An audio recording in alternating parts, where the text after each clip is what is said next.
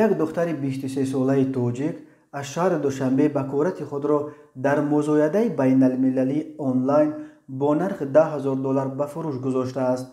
سامانه شب اول اukسیون و یا میدان مزایده های آنلاینی فروش بکورت است. در این پایگاه صدها دختر بکوره از کشورهای گوناگون جهان حقوق شب اول را به فروش می‌گذارند. این پایگاه اخیراً اعلان یک دختر تاجیک را به نشر رساند که گفته است می‌خواهد بکورتش را فروشد. در شرح اعلان او نوشتند می‌خواهم مرد ثروتمندی را پیدا کنم و در آینده زن خوبی برای او شوم.